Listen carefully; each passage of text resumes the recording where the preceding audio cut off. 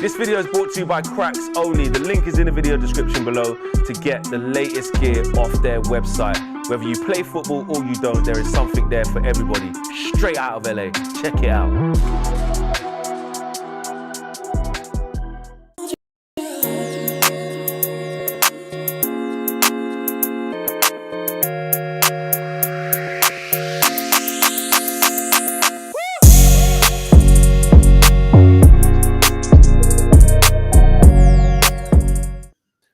Cracks Only for a fling. Douglas Luiz for a fling. Scott McTominay for a fling. Rasmus Hojlund for a fling. Hey, listen, I'm still in a happy mood. I don't care. And you know what? There was some, you know, those miserable people. It was pushback. Embarrassing. Grown man. Embarrassing. Well, for my culture, that's what we do when we're happy. Yeah. In my culture as Jamaicans, there's a dance for everything. If you don't know, go check out the culture. Not my problem. Go and enlighten yourself. Yeah. I'm happy. That is what football is all about. Yeah. Smash the like on the video. Subscribe to the channel if you are new. Welcome to the United View. Welcome to the morning view. Welcome to the aftermath of last night. And first of all, this video is brought to you by Cracks Only. Big up to the guys out there in Los Angeles. Where does it say Cracks Only, Flex? Where does it say Cracks Only? Where does it say it? Right there. You can show me if you want.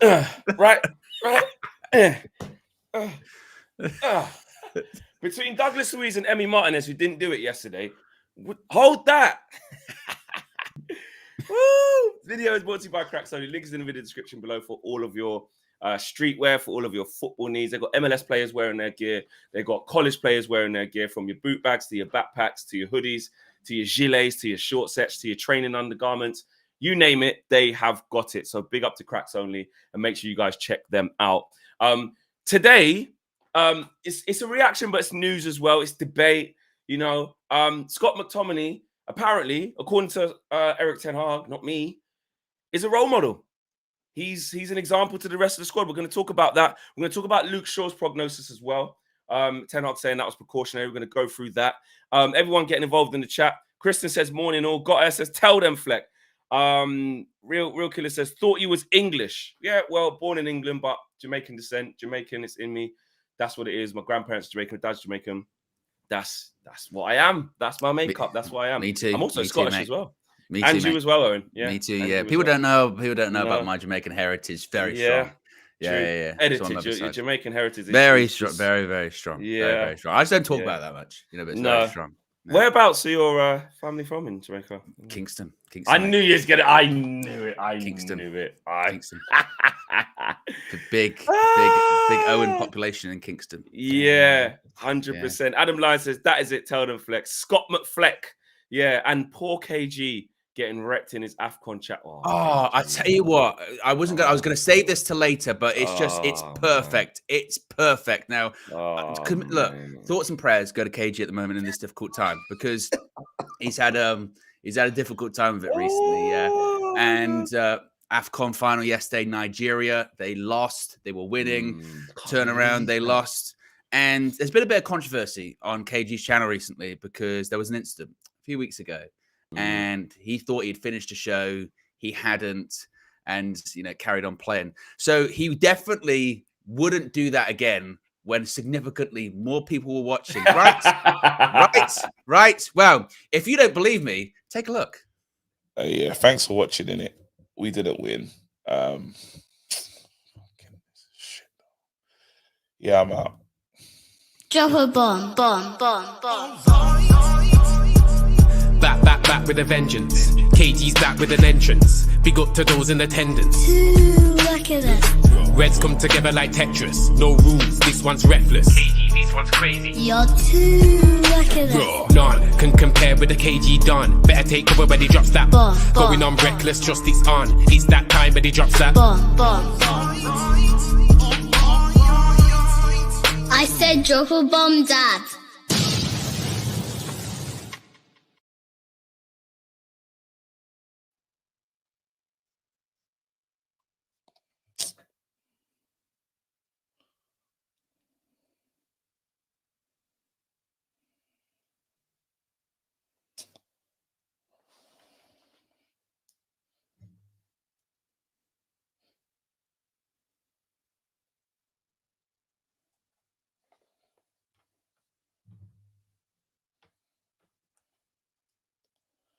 It's shit, bro.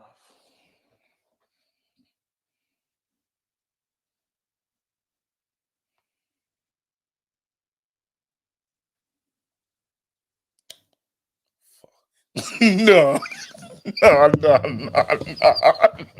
No. Where's the fucking fuck?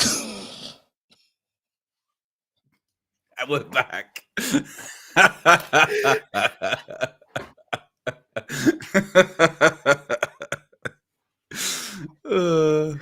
Hey, he's finished, you know. He's crying in his room. He's crying. I tell you what, maybe for the full view later, it might be KG looking down on his phone with his sad music playing over the background, you know. Why him? Why? You literally just did it last week, bro. You literally just did it. Oh, and the thing is that like I think he tweeted it. He was like, I just, you know, but my people just saw the real pain as well. Oh, Nubian Ferris here as well. It's just going off. It's going off. Owen, do you even have the voice ready? I do have the voice ready. It's also as well with what was so KG's using StreamYard. Like, there's a big bright red button that says end, and he just decided It's not as to press bright it. as Nubian super chat. That's as bright as the button. Why? I don't get it. Over to you, Owen. Good morning. Yes, it's a happy Monday. The match was nice, but AFCON was a bummer as I'm of Nigerian descent. I guess you win some, you lose some. Cheer up, KG. We didn't know that. We didn't know that Nubian Ferrer was of Nigerian descent. We're learning a little bit more every Yeah. single time. A little bit, every single show, a little bit more. You know, man, big meetings in the city, Nigerian descent. It's like a game of Guess Who. You know what I mean? Pharaoh. Yeah. Unbelievable. Big up to Nubian Pharaoh coming through again as usual. Insane. Did enjoy the match yesterday, but unfortunately, yes. Any Nigerians watching in the chat or people who were supporting Nigeria, commiserations. Any Ivorians in the chat, big up to you. Home nation, host nation, sacked the manager after what the first game was it? They finished third in their group as well. Goal difference of 0, was it? Something like that? Sebastian Haller, the comeback, scores a winning goal in the AFCON final. Incredible. Unbelievable. Yeah. So, yes, unreal. Unreal scenes there. But we turn our attentions to Man United. Actually, there was another super chat or another members chat, actually, that I want to...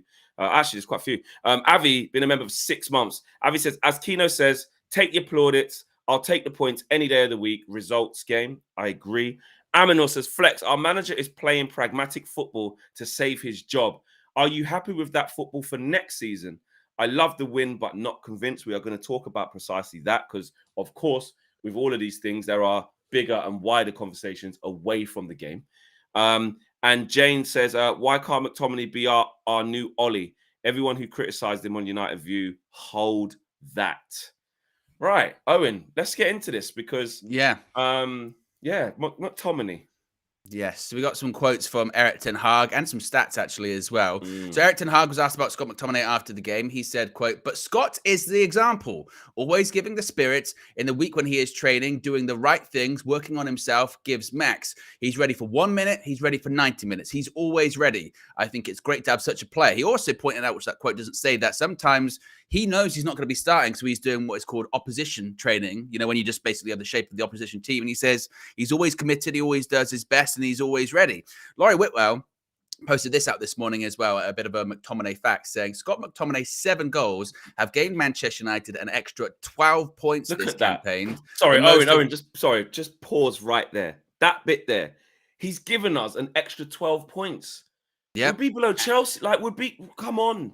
And on top of that, that is the most of any player in the Premier League. The next best is Son Heung-min, 12 goals, 10 points. So there's an argument to be made. Not only has he been our most effective player this season, he's won more points single-handedly than any other player in the Premier League. Yeah. Significant. And without McTominay's effectiveness, where he says there, United would be 12th. Yep. That's mad. Imagine Eric. Well, Eric wouldn't be here if he was with 12. Yeah. I honestly don't think he would if he were 12. And look, this is what really frustrates me about this discussion and debate. Because as soon as you start giving him his praise and start contextualizing with the stats of like the impact that he's having on this team, people who don't like him or want him to be gone and just want to talk about the rest sort of just go, well, that's what's wrong with Man United. You're the problem if you think that's good. No, we're not saying that that's good. We're saying that in the standards. And you know, but you know what? I'm one for like when it's time for the standards thing. There is. Oh, there's only one in there. It is time for the standards thing when it's time for the standards thing. And you know what? Overall, like Aminor said, do I want to see this type of football next year and stuff? You know, that's talking about the standards. That's talking about, is that good enough for Man United? So there is a time and a place to have that conversation. There is. But as Herb Green says, he's literally saving Ten Hag's ass, which, you know, I get it. On a bigger scale, right? Should Man United be in this position where a player like Scott McTominay should be having to come on and save us? Well, there's two ways of looking at that. You can say no, because, you know, Man United should have forwards that are going to score loads of goals and we should be winning 3-0 by the time he comes on and and all this type of stuff. But back in the day, when we were good, like, let's not discount players whose careers are just sort of squad role. You come on. I know people saying it like Ollie, but that's his role in the squad. That's his perfect role. He isn't playing in midfield because we know he's not good enough. He isn't part of the build-up because we know he's not good enough. He isn't playing as a six, protecting the back four and screening the back four and setting the tempo because he's not good enough. And he's not playing or coming on instead of those guys. McTominay has allowed Eric Ten Hag, or Eric Ten Hag has gone, right, I've found what he's good at in this team. Remember, Scott McTominay ain't supposed to be playing. That's why he don't start. The only time he got a run was when people were injured. Like, we can see what Eric wants to do. That's why Kobbie's playing all the games. That's why Casemiro's playing next to him. Like, that's what he wants to do. And with Mason Mount now, a lot of people are starting to say, with the way Bruno's moving, it's like, actually, if you maybe, you know, have a look at what that would look like, would it look different? So I just think, get off McTominay's back. Listen to what the manager's saying in terms of he's a top professional. He's always ready. He's not egotistical. And most of all, even if he had all those attributes and wasn't impacting the game, you go, well, still though, what's he doing? You can't argue with the numbers right now. No, and that's the thing, isn't it? And this is where I get a bit confused by some of the discussion, like you said, because Scott McTominay came on yesterday, he scored the winner. It's not the first time he's done that this season. As the stats said there previously, he's won more points single-handedly than any other player in the Premier League. And without his goals this season, Manchester United would be 12th. Now, when you praise him for that, because you go, well, that is bloody impressive. Well done, mate. Yeah. That is perceived as, so you're saying, we get into, so you're saying again, so you're saying you don't want to sell McTominay. So you're saying we should keep McTominay. So you're saying we should start McTominay. And this gets back to my point about why is everything so black and white when it comes to all this kind of stuff? Like, even yesterday, we won. Were we great for 90 minutes? No. Were we ever going to go to Villa Park and dominate for 90 minutes? No. Now, do we want to get to that point in the future? Should we be further on in the process 18 months in? That's a valid discussion point. But I think if you go into the game yesterday thinking, right, I'm not going to be happy today unless we dominate Aston Villa, play him off the pitch and play possession football, do this kind of stuff, then you're going to be angry. You're going to be upset. Scott McTominay comes on yesterday, scores the winner. You're allowed to celebrate that. You're allowed to celebrate that. And also, if you don't like McTominay, and if you don't think he should be at the club post the summer, that doesn't change your opinion. You can keep that. You can keep that. You can't go, I can't be happy McTominay has scored, because people will go, hey, you thought McTominay should leave. That can still be the same. You can still hold that opinion. It's all right. It's fine. So with McTominay, I think, like you said yesterday, I think the real critical thing as well is that who did McTominay come on for yesterday? He came on for Marcus Rashford. Scott McTominay was not brought on as a midfield substitution. Why? Because he's not very good in midfield. His technical ability isn't that. One thing that you can praise him for this season is for all the goals he's got, I think he should have had more as well, because there have been opportunities this season. I think the Spurs game at Old Trafford, he could have scored the winner. And that was a game we didn't play very well as well. For whatever reason, he has a very good ability at being in the right place at the right time, arriving in the box at the right time, and finding himself just on the other end of chances. And in a team that this season has not scored enough goals at all, our goal difference is 0 right now. For a team that's really struggling to score goals, there's a guy that's getting the ball in the back of the net. We need that this season. Now, again, long term, all that kind of stuff. Should McTominay be here? If he went last summer, I was happy for him to go in the summer. If he goes this coming summer, I'll be happy for him to go this summer. But we're not in the summer right now. The January transfer window is closed. We've got to make the best of what we've got. And what we've got is someone that's coming off the bench and scoring goals. Now, in the next game, do I want McTominay to start? No, I don't want McTominay to start because I think this is his role. I think the role is 75 minutes, 70 minutes. You go, it's 1-1 or you're 1-0 down, whatever it may be. Could even be 1-0 up. Yeah, bring him on. Bring him on and see if we can get a goal. And I tell you what, if the season is anything to go by, he'll get a chance because he always does. Somehow, some it's not, and this is the thing, it's not by accident. The guy goes away with Scotland and scores all the time. The guy's got a knack for scoring. And you know what? Maybe, just maybe, sometimes as fans, we can go, do you know what? This guy's been misprofiled the whole time. And fair enough. No one's saying hang your hat on him. No one's saying build your team around him. No one's saying he has to get a new deal. But you know what? I'll be deadly honest with you. I will be deadly honest with you, yeah? I don't mind having him in the squad. I think he's a good squad player. Like, there's nothing wrong with that. We still need better squad players. We still need... Because when you look... Because this is the thing. You looked at the bench yesterday, right? And who did you want to come on and do something? If you looked at Eriksen, you thought, well, he's not going to come on. What's he going to do in this type of frantic game? He's not going to do anything. Well, if you look at the bench for a goal, yesterday, no, that's what I'm talking about. Yeah, no, that's what I'm talking about. I'm saying that's what I mean. So you look at it for a goal, and I'm saying, well, okay, well, Amari Forson's young kid, like, cool, all right. He came on against Wolves and he linked up with Kobbie and that, fair enough. But cool, he's too young. Attacking wise, can Eriksen get an assist? Good little pass around the corner through the lines sometimes, but he's not that reliable. Amrabat's not going to do anything in attacking wise. Then it was Lindelof. Well, Lindelof was already on. Evans. Who else was on the bench? Anthony. He hasn't scored in the Prem this season. Anthony. Anthony. Well, that should be the guy, by the way. Yeah. How about we start talking about that? Yeah. Do you know what I mean? More so. Not cussing the guy who isn't even really supposed to be that guy and has been ridiculed all the time. And he's the guy who's coming on saving our asses. But the 80 million guy, even the guy who brought him in 10 Hag, looked at him and gone, no chance. No chance. I got to win the game. I got to win the game.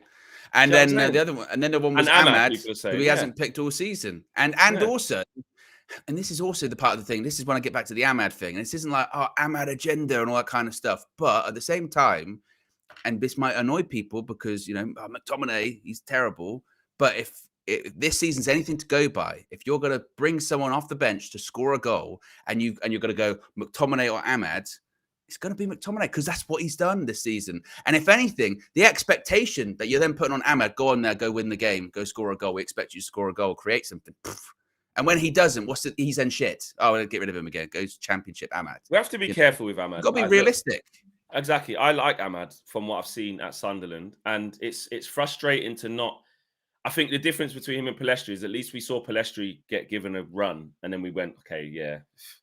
No, because they were Anthony was so bad at one stage. We were like, "Fucking just play Palestri, man." Like, and then Palestri played against Bayern Munich. You know what I mean? Away from home this season. Let's forget that. Then Palestri's gone and started for was it Granada? Who's he gone to again? Granada yesterday. He scored. Yeah, scored and assisted. Is it Granada though? It's Granada, isn't it? I think so. Yeah. Yeah. Last night I saw that. So but that doesn't mean all of a sudden, see, that's why he should come back. Ahmad, they've decided to keep Ahmad. And look, he got injured and he was supposed to go for a loan. Maybe they just don't want to fast track him because we've had to fast track enough youngsters as it is. I get it. We want to see him play, but to suggest that he should be playing or coming on instead of Scott McTominay when Scott McTominay's track record suggests otherwise, and then he comes on and does that. We're just trying to find a way to just cuss McTominay, and I don't get it. Don't get me wrong, standards, but. So are you saying you don't want a player just in your squad? Not starting, not playing all the games, playing majority of the minutes? Because those are all the things that have happened with McTominay where we're like, that shouldn't happen. But are we now pivoting the conversation to say he's not even good enough to be on the bench to come off and impact the game? Right. Bear in mind, Flex, bear in mind, and this is how crazy this is. Had Scott McTominay gone to West Ham in the summer, and if he was doing what he was doing now, we'd be like, I tell you what, maybe you'll say in the same way we're doing that with Anthony Elanga. Going, I tell you what, he's better than Anthony. He's better than Anthony. But that's what we do. Unless if it's in the United shirt, if it's in the United shirts, it doesn't matter. We don't like him. Get rid of him. If it's in another shirt, it's going, maybe we weren't right. Maybe we were wrong. Maybe we should have him back. Oh, maybe he could have been a useful squad player. Maybe it could have been useful to have someone off the bench, right? Maybe that's what we always do. And because that's what will be the same with Ahmad. Like last season, Ahmad went out on loan. It's actually, I tell you what, Championship Young Player of the Season, brilliant. Comes on, if he goes into a United side and he struggles, not good enough. Leaves, go back out on loan again. We go, he's great. He's great. He can do it again. So, and it's something to be said about doing it in that United shirt as well. Like, again, if this doesn't change the fact that if in the summer, again, you get an offer, 40 million, Scott McTominay, homegrown player, FFP, pure profit, United will take it. Because you've got to. What, though? Yeah, you will take it. But I'll tell you what, though. We've got a lot of changes to make in the summer. Let's just think about this, yeah? Let's just be honest. There's that side to it, and then there's this side. Amrabat's going to go back because he's not good. Eriksen, it's on his way out. Donny's obviously going to go. That's 3. Who else is in midfield? Casemiro, Mount. So I think, and now he's done this for Erik ten Hag. So long as Erik ten Hag's here, he'll want to keep him. Yeah, you might get in. Well, you saw Jose the other day, didn't he? Did a post about Fellaini going, the player that always fought for me, I never forget, all that kind of stuff. Yeah. I mean, if you're Eric, you might be in the next season. You might be in the situation where he's like, look, like you said earlier on, he saved my job. So I owe him a debt of loyalty. Managers do that. If you trust the player, right? If you trust the player and the players come through for you, and also you got to think about like in the training ground, like he said, right? And I know we keep saying he's getting gas. He said he's an example for all the other players. Like we don't see that because we're like fucking come on, mate. Like, you know what I mean? But like Scott's here till 2025, so in the summer he'll have a year left. Will he have an extension on that? Maybe, don't know. And things do change quickly. Maybe, yeah, they might trigger an option. But I wouldn't be surprised. And he is Man United through and through. He gets it. He does play with passion. And someone said there, so Flex, if Casemiro got injured, you'd be happy if Scott McTominay starts. C-Mac said, so if Casemiro gets injured, you're happy with McTominay starting again then, Flex? That's not what I'm saying. That's not what I'm saying. I'm saying that McTominay's role is this. Like, and again, you got to give credit to Erik ten Hag because he agrees with that. He doesn't want McTominay playing instead of Casemiro in that position. He doesn't want Scott McTominay playing instead of Kobbie Mainoo. He's literally telling us what he thinks about Scott McTominay. He's saying, high up the pitch, bypass all of that midfield stuff, all of that threading the ball through the eye of a needle, build up play, winning it back. Well, obviously you're physical, so you can win it back sometimes. But forget that. I've got Kobbie and I've got Casemiro. And you know what? They're both on yellow cards, but I still rather play them now than you there. You just get in the box. Because that's what you do best. You're good at arriving late. You've got a knack for scoring goals. You've got a knack for the ball's got a knack for finding its way to you. And it's not just luck. Like it's not luck. He's good at doing that. Yeah. He's good at doing it. What do you want? Do you want him to not be good at doing it? Do you want him to not come off the bench and help us when we're struggling? Because I do.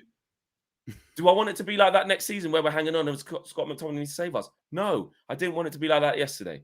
But even in our best moments as well, and this is again, I think people need to realize about football in general is that even the best teams will have games where they're struggling to break people down or they're not playing well. Even if they dominate 90% of all the games they're in, there will be those games. We had it. This is the thing too. Like under Sir Alex, you have those games. You're like, can't break him down, or we can't get the goal. We need to get something. Even if you're top of the league, dominating the majority of games, you still need people like that you can bring on and you start throwing the ball into the box or you start, will arrive at the box at the right time because you need those goals. You need those moments. Like even, I know yesterday Arsenal beat West Ham 6-0 and Man City, they've been up and running recently, but there'll be those games where it's like it's 0-0, got to get a last minute winner, throw people on. We've had that. Do we need to talk about Makeda? Do we need to talk about those players that you just throw on last minute and they get a goal? Like that's the way football works, And I know that we've got in our mind this vision of us in the future, 70% possession, dominating teams, going there, they can't touch us. But there will be those games. Like, football just doesn't work like that. It's not constant. It's not. And even yesterday, like that kind of game, we've seen Arsenal go to Villa Park, struggle. We've seen Man City go to Villa Park, struggle. So the fact that Villa played good. Exactly. Like Arsenal should have scored loads. So the fact that Aston Villa are on top of the majority of the game, and this is what my point was earlier on, like, well, yeah, like that's going to happen. Like, they're very good at home, and if you're gonna win there, you're gonna have to ride your luck. You're gonna have to have some lucky moments, and when you do get your opportunities, you're gonna have to take it. And you look at those players out on the pitch last night, and you go, well, out of all of them, when that big moment comes, who really was going to take it? You'd say, mate, yeah, Hojlund, he'll take that big moment. You look at Rashford and Garnacho and go, well, you never know with both of them, right? And then you're looking at other people in the team going, who's going to take that big moment? We've seen Kobbie recently, Casemiro. If McTominay takes that big moment, he's done it this season. Like, so, well, Joe Black, like Joe you throw Blackman on? said, and a few people agree with him in the chat, especially Aminor and a few others, he can even be a sub for Hojlund. When Hojlund's getting a bit tired, now we look at it, we're like, well, you know what? Scott can get a goal. Scott can get a goal. So if he has to go up front for 10 minutes, 15 minutes, because we are asking Hojlund to do absolutely everything. You know what I mean? And he is, you know, bringing him off late in games to give the poor kid a rest. Because, you know, we are not just one injury. We're a lot of injuries away in each player for us just collapsing again. We're on a tightrope. Yeah, we are. Well, like if we lose, I know like Casemiro might get yellow cards and all, but that balance of Kobbie and Casemiro, if it's anything other than that, it is Scott McTominay going back in there, or it is Eriksen having to play it. And it's completely different. You know, we saw it with Martinez, Luke Shaw now as well. Hopefully he's going to be all right. We'll talk about that in a minute. If Rasmus Hojlund gets injured, massive trouble. Yeah, there. Rashford then goes like we're one or two injuries. Well, more than that, it's more players. But like as soon as one injury could happen, it could just topple our whole team. Our whole team. And that is really concerning. Smash a like on the video. We're at nearly 1,100 people watching live. Not even 200 likes. Well, 157 likes.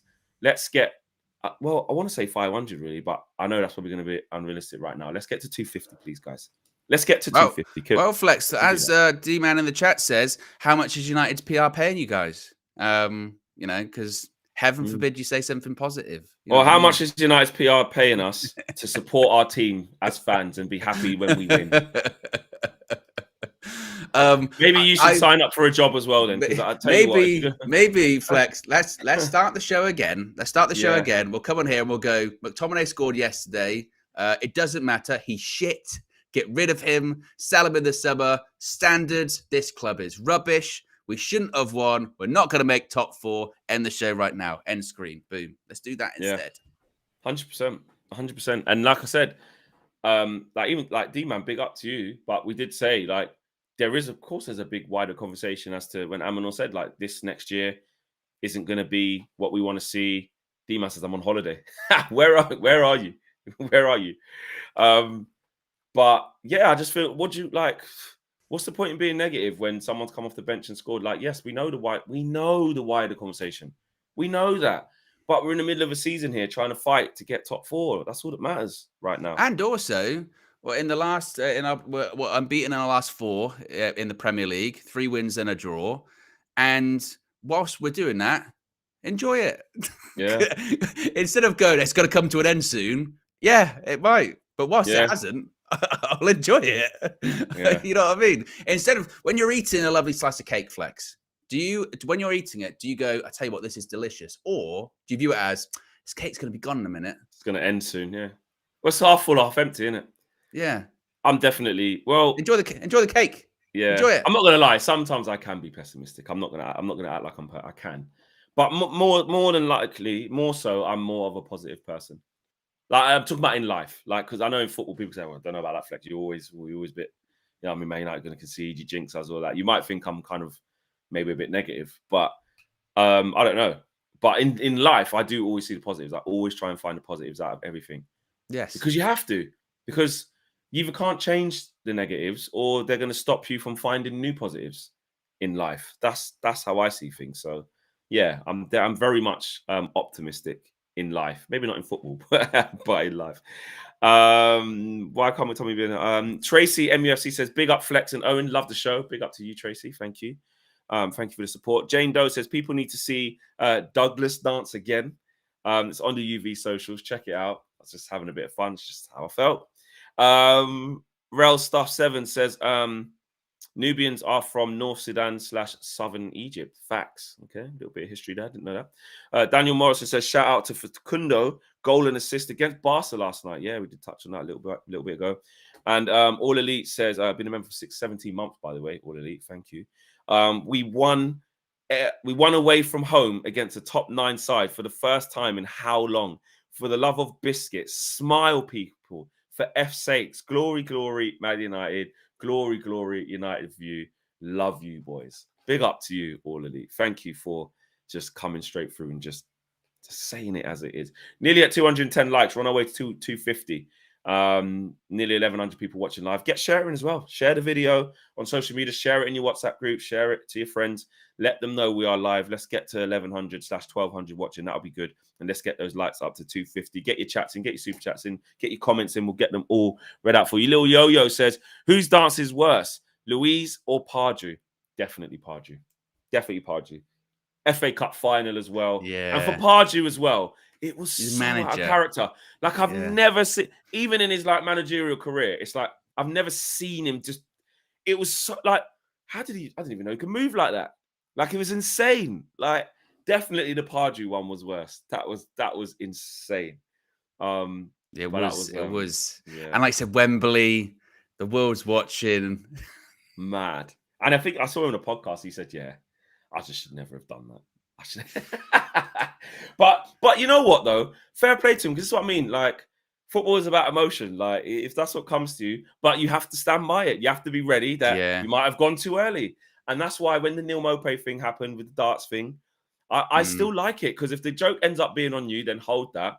And if the joke's not on you and you get to do that and laugh and it went your way and you got to do darts and you leave with a win, you're on cloud 9, bro. Well, then we have to hold it. I was watching before the game yesterday. I was watching the Sky coverage, and they were doing a little piece on. People forget that in '99, Villa had a bit of a title push. They were top at Christmas that season, and Paul Merson was in there. And like famously, I think after 12 games, they're celebrating. The crowd are going, "We're top of the league," and they take a picture, like a squad picture on the pitch, and they show Paul Merson in the back, and he's like, "No, I can't be in this." He actually said it even there. He can't be in this. And they asked him, and they asked him, and they went, "Why?" And he went, "Because it'll come back." He went, "It always comes back." And like Roy Keane said, he's like, "You can do it, but if you do it and it doesn't work out, you've got to then hold it, because people will come back and go after you." So it's like, it comes down to bottle, isn't it? It comes down to I don't care. Because if I do win this, or whether it's this game or the league or whatever it is you're chucking it for, if you do come out on top, that feeling must be great. I told you I was celebrating during the game. I took your celebration. Yeah. What are you gonna do on your patch as well, Madison? I came to your stadium and done that. It's brilliant. But then what happened, mate? The joke was on him. But then he flipped it back again. Yeah, about the relegation thing. I like it. Yeah. Anyway, smash a like on the video, subscribe to the channel if you are new. Luke Shaw. What did Eric Ten Hag have to say on Luke Shaw? He said, I've got the quote in front of me as well. Oh, okay. So obviously Shaw was taken off at halftime, replaced by Victor Lindelof. Now we weren't sure at the time whether it was an injury, because no one really saw Shaw go down or anything like that. We weren't sure if it was tactical. If it was tactical, I think a lot of people would be raising eyebrows at Eric Ten Hag. Minna thought it was tactical. I did see that she was going, and I was like, Minna, overrun on that left hand side to maybe put Lindelof at left back. He'll plug the gap. And he in the chat as well. Big up Minna as well. And he struggled. He struggled for that entire, like particularly that first 10-15 minutes. Fleck, he looked rusty. To say it's first time. Is that first time he's played since his surgery? It might be. I think he came on for a couple of minutes in one of the other games. Maybe, but he looked but not long. Really, he looked. And really against rusty. Diaby / bloody what's his face? Leon Bailey, in that mood and we were getting wave after wave. I felt for him. He struggled. So when after the game, Eric Ten Hag was asked, what's going on with Luke Shaw? Why was he taken off early? Ten Hag said, quote, "Precaution. He had some complaints and we can't take any risks with him because he had many injuries in the past." So, I mean, it's kind of almost humorous to a point when he's going precaution and because he gets injured so often. We went, all right, take him off. Take him off. Well, Can't- one with can't Laurie follow this Whitwell game. was a little bit slightly different quote. He says, "Was precaution. He gave some messages about complaints. We know his history of injuries. We couldn't go with that risk. It was a very important game, but we couldn't miss him for 6 weeks." It's just like, I don't care. He pointed out, he said, we've had a couple of fullbacks. He said, because he was also asked about us on the press conference, he likes to talk about having balance in the back four. And he pointed out, he went, I got 4 right footers playing that game yesterday. He went, I've got obviously Dalot, right footed, Maguire, right footed, Varane, right footed, Lindelof, ended up right footed. He was like, Yeah. I got no balance in that. Yeah. What am I supposed And to do? it's true. He went, Licha Martinez, he's now out. He went Luke Shaw, precaution. He went Malassi, he's not been available all season. So, Bro, what has happened to Milan? Like, that it's injury, strange. It's so I actually, strange. like, is he all right? Like, well, it's because really obviously worrying, he had the timeline is really strange. So he came back from pre-season. By all accounts, he had a knee injury towards the end of last season. And I think rehabbed it over the summer or what have you, came back early pre-season. They went, nope, surgery. Had surgery. And obviously that took him to the end of the year, something like that. Then he was back out on the grass individually for maybe like a week or something like that. Then United did the next update, which said he's had a setback. He's had to undergo surgery again, but he'll be available at the beginning or the start of the new year. Well, obviously, we're now nearly halfway through February and still no sign of Malacia. So I don't know if that knee surgery had a setback. I don't know if that recovery had a setback. Either way, if that's the case, and he's had 2 knee ops and he's still not back out on the grass, that's really, really, really concerning. Really bad, man. Yeah, he's young as well. I don't get it. And well, he's not also, as young as people think, to be honest with you. That's the thing too. How old is he? 23, 24? 23, 24, 24? You're not like super, super young, to be honest. No, but these are big injuries is what I mean. Yeah, exactly. I'm just like flipping it. And same with Mason Mount. Like, so he's been training with the first team for ages now. When's he going to make a match day squad? Well, he's on that bike in Carrington, and they're taking pictures of him. He's got a calf problem. That's it.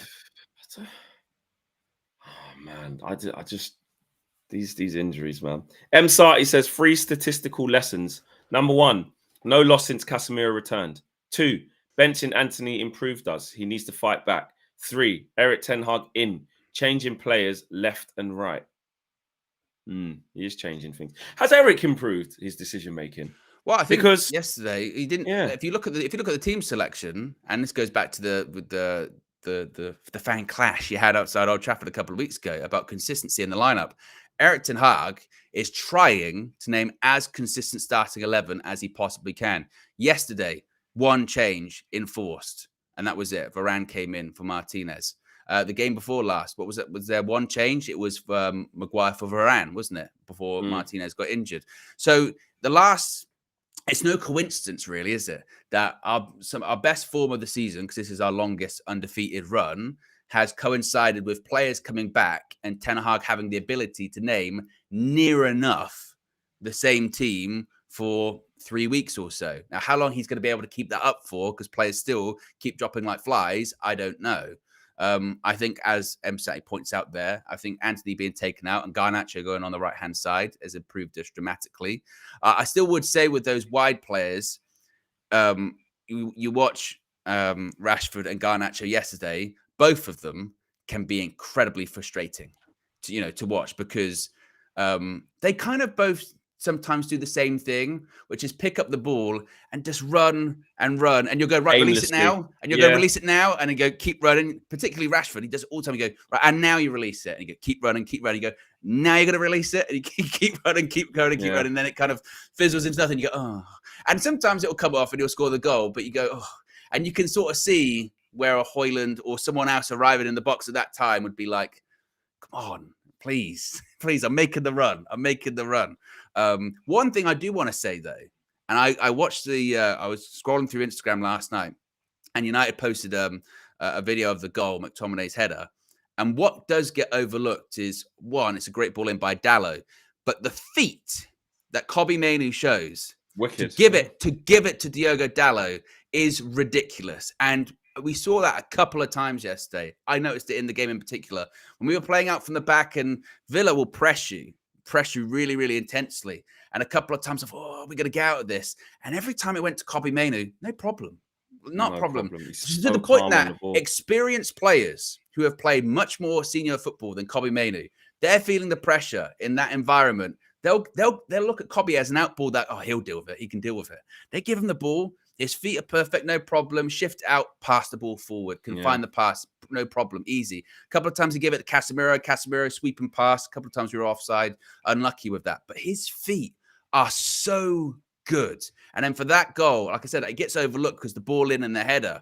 But he's in a situation where he's next to the play, just literally shifts it, no problem, gives it to Dallo. He is so good. So good. And I know people say overhyping, gassing, but he is so good. He is technically, so good. And what makes it stand out even more is because he's so superior technically to every single one of our midfielders. That's at this age. And already he has a unique skill set that the rest of the midfield should have, by the way. That's our biggest problem. We don't have players who are comfortable with just keeping the ball at ease and using the ball, manipulating the ball properly. It's very rush. It's very hot potato. It's very give away possession cheaply by not looking after the ball. He doesn't do that. And he's going to get physically stronger. He's going to get quicker. He's going to get more power in his leg. He's going to get more durable. He's going to get fitter. He's still a kid. Do you know what I mean? He ain't even gone blade of facial hair. Like, he's still a kid. And to do what he's doing and to play with the maturity that he's doing in the center of the park as well, which is probably arguably the hardest position, really. I know they say the hardest thing to do in football is to score. I get that. But in terms of mastering a position and like how multifaceted you have to be to actually be a midfielder, like you need a lot to your game. Like when you're just a striker, you go, right, okay, cool, just focus on attacking and, getting into good areas. I can try and score and, perfect my craft and stuff. If you're a winger, yeah, you got to be fit because you got to run up and down. But again, it's a bit of both. But when you're in the center of the pitch, and you've got an attack and defend, there's players everywhere. You have to be able to read the game. You get pressured. You've got to be able to scan, have eyes on the back of your head. I think it's the toughest position in football. So to play with, and for young players coming through, to play with that maturity away at Villa Park. And that's the thing, what really gets me with Kobbie is that he's not coming in and playing like little Carabao Cup games and FA Cup games for token. Like really, he should have just played against Wigan and Newport this season. Really. And then like maybe Newcastle at home in the Carabao Cup. Like, and then if we got through the groups unscathed and, we were through last game, we could have, brought him on for 10 minutes against Bayern because we was already through top two. If you paint the perfect picture. But his first game was Everton away. Then he had to play Galatasaray away.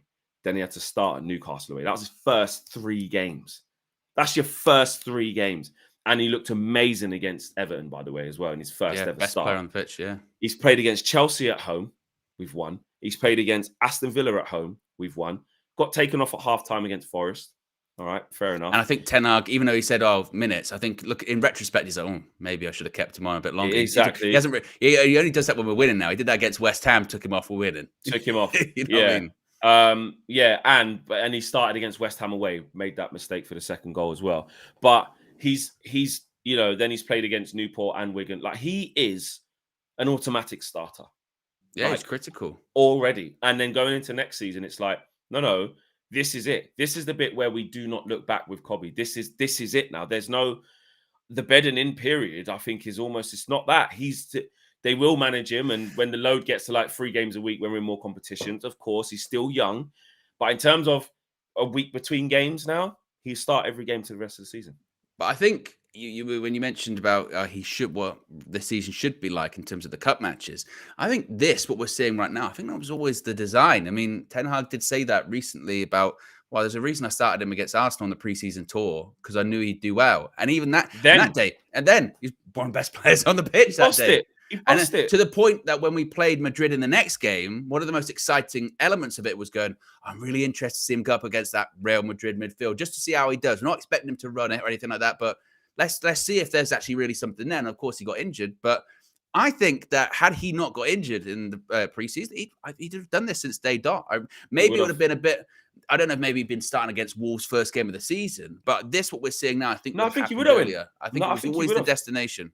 I think he would have started. I think that was the plan. I think if you're playing in those games, how he was at the start of preseason, That was it. Was Well, clearly strongest the plan. team against Arsenal, wasn't it? It was like pretty much our strongest team, and he was there with Casemiro, and it was like, well, okay. And it was the same. It was exactly the same again against Real Madrid. You know, that was the A team. So I think it was 100% the plan to have him in there. They were really disappointed at the fact. Obviously, he was disappointed. He got injured for so long, didn't come back to like October, it was a bad injury as well, wasn't it? Yeah, Bad knee I don't problem. remember it. Yeah, and they wanted to, and they took that, and this is when it goes back into taking your time with it. They took their time with bringing him back. They didn't rush him back in immediately. I know a lot of people. I remember at the time, get Kobbie back in, get Kobbie back, and get Kobbie back in. And they were like, no, he's playing under 21s. We're going to have him play a couple of games because it's really important as an 18-year-old that we don't screw up his knee by rushing him back. And they didn't. To be fair, they handled that really well. And given, the injuries we've had this season, and given the the poor form we've had this season, I'm sure the temptation is there to just throw him back in, be like, he was great in preseason, throw him back in. But they didn't do that. They managed it right. And now we're seeing the benefits of that. Yeah, over 1,200 people watching. Big up to everyone in the chat. We're nearly at 300 likes. We hit 250 nice and comfortably. Do I dare say 500? I mean, I don't. Why not? Why not? Peeps? We can do 500 likes. We're pretty much at 300, and we're at 1,200 of you watching live. There's no reason why we can't do 500. I believe in you guys. Let's get to 500 likes. Let's do it. We're getting to over 300 likes really quickly. Another couple of hundred in the bag. We're at 1,200 people watching live. Let's go for it. And yeah, to finish off on Kobbie, I just think he's so good, man. I just think we're really lucky to have him. And actually, we've done really well. And Eric and the coaching staff deserve a lot of praise with how they've developed him to this point this quickly. I mean, there obviously is a story that goes before that. It'd be fascinating to know what that is. But to see him now, and it's scary. It's scary what he can be. What he could be. It's and scary. Look, and I know it's a cliche, but he really is like a new signing for us this season. Yeah, because we didn't. 100%. I know we had him last season, but we didn't have. We wanted to buy someone like this, didn't we? Like him. Yeah, exactly. It's like a new signing. And to be fair, with Erik ten Hag, and I know people can criticize him, all that kind of stuff. When we won the Carabao Cup last season, there's a reason he's putting his arm around him and pointing to the crowd, being like, "Hey, you want more moments like this?" You know what I mean? He singled him out, and he's not like properly involved by that point. It's a proper plan. You know what I mean? I think he played against Charlton in the Carabao Cup or something like that. But he hadn't really been, not to the last year wasn't it? But there's a reason why he's got his arm around him, being like, you're next. There's a reason why. I know he's 17 at the time, but they're like, no, we want to keep him here. We want to get him involved with the first team. The manager wants to keep a close eye of him. Like there's method behind the madness. Like that's no fluke. Put it that way. No. That's no fluke. I wonder what it's like in training. Well, I don't need to wonder. I just know. But like, like the early bits of like when the player starts coming in, to a younger player comes out of the academy, the youth team, and then starts training with the first team. Because there's loads of different levels to this. If people don't know, it's like sometimes you're brought in because they need numbers. Sometimes you're literally just brought in because it's like, listen, hey kids, we need bodies. They need a bit. They need food bodies. Run around a little bit. Just be a body, and then f off back to the resis. Like that's how ruthless it is. Like that's Then there's like the first team scouts or the resi scouts will be like, I tell you what, Dan Gore's been performing really well. I think we should should have a look at him. Just put him in consistent first team training. See how he does. See if he can keep up with the lads. And then we're telling you, Kobbie's. Then there's Eric going. That one there. Who's he? Yeah, who is that? Yeah, exactly. Who is that? I want to know now. And they go, right, this is Kobbie Mainoo. Put him with me. He's coasting. He is coasting through that. I think he's got something. Leave him with me all this year. Let's say this was last year in his first season. Just leave him with me. Let him play under 23s where he can. But I want him training with us as much as possible. I want him in the match day squads. On the bench, not coming on just to be around us. I know he can do it. And like you said, that feeling there when he's talking to him at the Carabao Cup, this was the plan. We saw, I think it was Laurie Ritwell or a credible article said, last autumn, Eric said he was too comfortable there. He wanted to push him all the way and push him and push him and push him. And he's responded. But in training, he must, so what? Is he just like, I reckon like Bruno and them man are just like, fucking hell. I remember the Wayne Rooney did an interview and it's so, I'd recommend anyone to go out and find the clip. It's brilliant.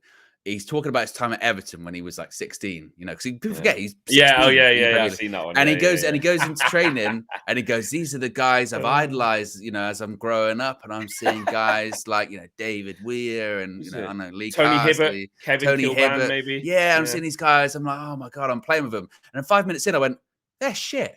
Like, basically, and that's a quote. And he goes, and basically, like him realizing, like, I'm way better than them. You know, I'm 16, and I'm not saying like Kobbie will be the same thing, but he must. But maybe he might be like going and he goes, well, these guys are good, but actually, I'm on this level. It's fine. You know, the only difference with that is obviously no disrespect to Evan, but it's like yes, lower the levels at Man United should be that Kobbie shouldn't be able to go there. Like if Kobbie came through when like Keane and fucking Scholes and Beckham and Giggs were in training, it'll be like, well, he'd fit in to be honest, but he wouldn't be able to go there and be like, do you know what I mean? But the fact that, like you said, the level is like, he's probably looking at it going, like, technically with the ball at my feet, like McTominay can't see me. He's going like, Eriksen's technical, like he goes, I'm probably like popping it with him, playing it, like, get it, give it, but I'm better than him. He's looking at Amrabat going, fucking hell. This guy was in the World Cup semi-final. And the senior players must be like, who's this kid or whatever? And then they start, like I said, see his fit, they go, oh, shit. Like, he's quite good, actually. Like, man. Or he does something, you know, and then you give it a look to someone, you go, fuck, Jesus. Did you see that? Yeah. Or, you know, in their little own group chats with the senior players, they're like, Kobbie's handy, isn't he? And that's when you start, and then they start fretting for their places and going, well, you know, Eriksen is on the bench because of Kobbie. McTominay is on the bench because of Kobbie. Amrabat is on the bench because of Kobbie. Like, and rightly so. I also, just before we wrap up and stuff, first of all, continue to get the likes up. We're at nearly 400. We're at 357. Less than 150 to go to 500. I believe it's possible. I believe it's possible. Please, guys, let's start the week right for the win and for the Douglas Luiz shimmy at least. Yeah. You can do it. Yes, you can. Can we have a Rasmus chat again? Yeah. I said he would score. I said he was going to get 5 and 5. 5 and 5. 5 alive. And he's just keep our top 4 hopes alive. He's just on a roll, isn't he? Yeah, he keeps scoring goals and different types of goals as well. Yesterday, Flex, that was a little. That's a striker's goal, isn't it? Make sure you stay on side. Make sure the ball comes to you. Just tap it in. Beautiful.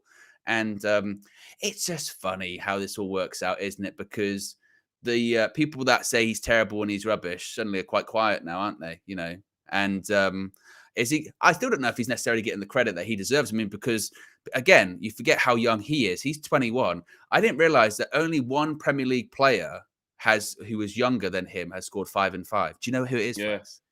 Only one Premier League player. Oh yes, Nicholas Anelka. Yeah, exactly. Yeah, I saw that. So, yeah. But so that point is, you go, I'll tell you what, that's pretty history-making stuff. I think he's the youngest player to do it for Manchester United as well. 5 goals in 5 Premier League games. Premier League's been around for quite some time now. It's not even like, wow, you know, old school football and all that kind of stuff. Division 1. I mean, this Premier League's been around, 30 plus years at this point? Yeah. So the youngest player to do it for Man United in the Premier League, 5 and 5. Again, that's pretty rarefied air that you're putting yourself in right there. So he absolutely deserves credit. And still, Flex, I didn't even think it's necessarily because, we're playing to Rasmus that much more. I think we're getting a bit better at playing towards him. But I think the majority of it is on him. I think the majority of it is him. It's just his quality, his confidence is getting better. I still think there's still levels to go. But if this team starts to play, service him more, because I still don't think he's getting a ton of service, to be honest with you. But for a guy that we're going, 9 goals last season, I don't know. Got 5 and 5 in the Premier League at the moment. In all comps, I think he's already surpassed that, hasn't he, what he got last season, which is what you're looking for. And we're in Feb.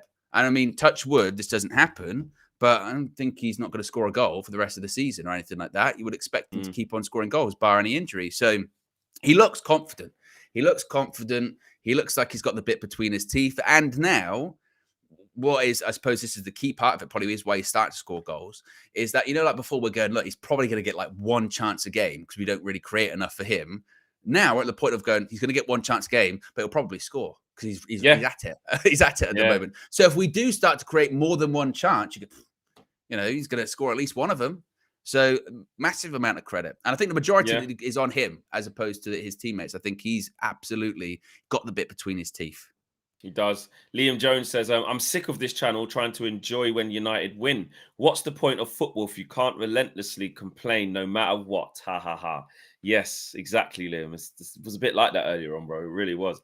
Lil Yo-Yo said, Team Nathan, been a member for 19 months, says, I'm happy with the result. Let's hope we can use this result as a springboard and the performances improve and become more consistent, with an Owen and Fleck emoji. And M. Sati says, oh no, I've read that one already. I just missed out the Team Nathan one from earlier. We won away from home. Yeah, we're up to date with that. Where we're at with the likes, we're just under 400. Come on, guys, we've got a couple minutes left of the show. We can do 100 likes in the next. You can do it. Yes, come on, guys, as we wrap the show. Lil Yo-Yo says, Fleck, make sure you hype Rasmus up on DR later, please. Don't worry, I will. What? By the way, I was watching the match for yesterday, and I think it didn't get maybe enough coverage in that Hayley sing of you can't do it because you're a woman. So basically, for those that didn't hear, Flex did the Rasmus, and I can't roll my ass, right? Which barely makes me a woman, right? So Flex rolled his R, and then she went, I can't do that. But that's because if you're a woman, you can't do it. And then it was one of those ones where you go, sorry, what? And the minute just did it. And then I think Steph did it. It was like, oh. So clearly what's happened at some point is Hayley tried to roll her eyes and she was, I can't do it. And someone's gone, don't worry, genetically you can't. You know, it's because you're a woman. Oh, right. I feel much better about myself now. Yeah. Honestly, it's so funny. I just didn't expect her to say it. And actually, big up to the guys on the match view yesterday. Big up to Marcel. Big up to Steph. Big up to Minna, and big up to Hayley. Marcel, I don't know if you saw it on his fan view. He said 2 words, and I just stopped and walked away. Oh, I should have put that. He said microscope. Oh, I need to find it. So actually, I saw he had a phrase. He had a phrase. Well, you look for that. He had a phrase which was something like, and this was when you're talking after the match, and he said, when you lose, don't get too upset. And when you win, don't get too happy. And I was listening to that. I was like, and this is while people like screaming at each other after the game. When you lose, don't get too upset. When you win, don't get too happy. And I thought, what are we doing there, Marcel? We're just sitting there on our hands, not doing anything. I don't think I'm going to find it. Shit, is when I walked away. I walked off. Did someone, was it Microcosmos? Someone yes, that was it. Yeah. Microcosmos and something else, and he was like, but Flex is true. That's how I see it. Oh yeah, here it is. Hold on. The microcosm and the macrocosm. We're conflating 2 things: the microcosm and the macrocosm. I said what? Oh God, I love Marcel. What a guy! And lastly, actually, before we wrap up, I know we're going to go slightly over, but just Andre Onana really quickly. Onana, and we're at 425 likes as well. So while we talk about for Andre, if you think Andre Onana had his best game in a Man United shirt, smash a like on the video. Smash a like on the video. As a goalkeeper, Owen, have you been waiting for that type of performance from Onana? Well, to save the ball, pretty much. No, honestly, he was really, really good yesterday. In terms of like saves, basic fundamentals, and in the pre-match on the match view, KG and myself, we actually ended by talking about Onana, and we said that he's going to have a part to play today in whatever result it is. In terms of if we lose, you're going to probably look at a goal we concede and go, Andre, or he's got to step up and he's got to make big saves, and that's absolutely what he did. The one from McGinn was quite just an athletic save, and it was McGinn can strike a ball, by the way. My God, he can smash a ball, and he reacts to that. I like the best one that I liked is actually when he came out, smothered it. He was right out as fast as he could, makes himself big as possible, and makes the save. Couple other ones. Well, he took out Dallo as well. Like just That's what I like. Couple other ones. One of those ones where you're a bit fortunate as a keeper because it just kind of hits you. But if you're there, that's it. They look better than they are. Like exactly. But he was unfortunate to concede yesterday. We were always going to concede because we were just relentless. But he was unfortunate, and that's one of the few times I can think of this season where I would say like De Gea-like, because people will get angry with that. But I mean, in terms of we saw performances from De Gea where you got to tell you what, he made 3 or 4 big saves today, and the type of team we are, and this is what I've said time and time again, we concede a lot of chances. So for us to win games at the moment, obviously Ten Hag needs to fix that, rectify that. But from a goalkeeping point of view, you need to make constant saves in the game. You can't just be the little bit of garnish and you can spray the ball around a little bit. You need to have more substance than that. And that's absolutely what he did yesterday. So huge credit to him. Long may it continue, obviously. So massive credit to him. Yep, smash a like for Onana. We're at 446 on our way out the door. We're going to wait until we get to 500 because I know we're going to do it. I know you guys are going to do it because we're signing off and you guys want us to hit our goals. Here's one. If we hit 500 likes, I'll play for the second time this morning because people might not have seen it. I'll play the clip of KG the comedian being so devastated that Nigeria lost to AFCON that he thought he ended his show and he didn't, and he sits there crying on his own. He's crying in his house. He was crying on his, and then he realizes that he's still on. If we hit 500 likes, I'll play it again. And I must say, it's well worth a watch. I know KG's posted the clip to his social, but what for me makes it funnier is the fact that the whole song plays. And this is another thing. I've said this to him so many times. For whatever reason, when he plays his intro, it doesn't cover the whole screen. There's a bit at the top and there's a bit at the bottom that you can see. And in the morning, and check him out this morning because he does this every single time. He presses his intro, and behind it, you can see him dancing every morning. You see him going like this. You see his head. You see his bald head bopping up and down like that every morning. Why is he like that? He's just, honestly, we are nearly there. We've got 40 likes to go. 40, only 40, less than 40 now. It's going down. It's going down. We got 463 likes. Hit the like button so we can laugh at KG on the way out. 44 likes away, says John. KG is a special guy, says Sin Games. Let's build up the momentum. Let's get it done. Get the likes up. I want to see KG's tears, says Neo. We love KG like this, says Yams. C-Mac is laughing. I thought that was an overlay, but it really was him. It really is him. Every morning you see him bopping up and down like this. 475. We are nearly there. We're going to get to 100. It's coming. And when I told him about that the first time, when I went, you see you dancing every morning, he went. Like for KG's tears, says Adrian. Steffi Jenks is in the chat as well. Big up to you as usual. Just be bopping. 100%. McTominay as a striker when Rasmus needs to rest. We did say that earlier on, John, as well. And Ridwan has is coming in with the emojis as well. It is a typical KG special. And bearing in mind, this is the guy who only just did this the other day, like the other week. He left his whole thing on break. And he got seriously told off for doing it. Yeah, well. You know what I mean, guys. We're 11 likes off. Let's get to 500, and it will be instant roll VT. Ash Odu says Nubian is Nigerian. Yeah, well, he says he's of Nigerian descent. Yeah, Nigerian descent. 7 to go. Let's go. It's gonna happen. It's gonna happen. 5 to go.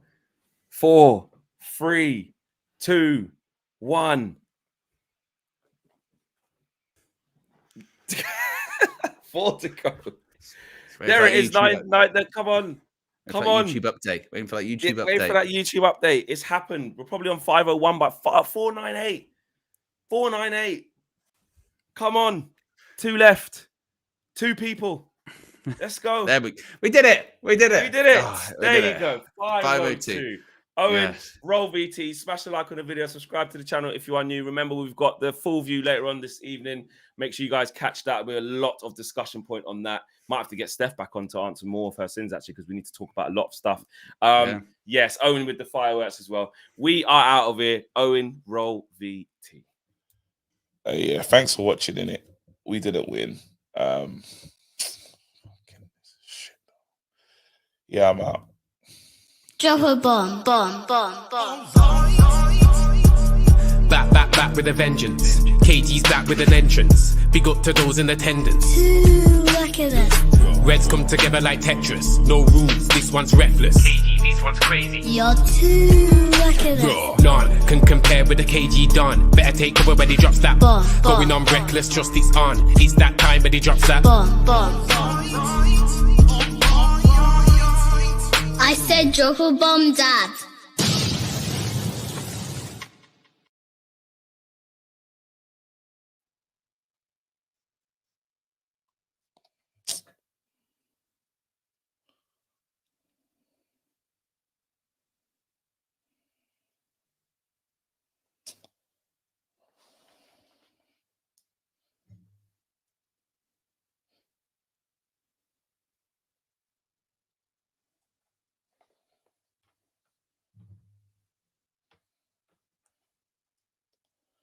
This is shit, bro.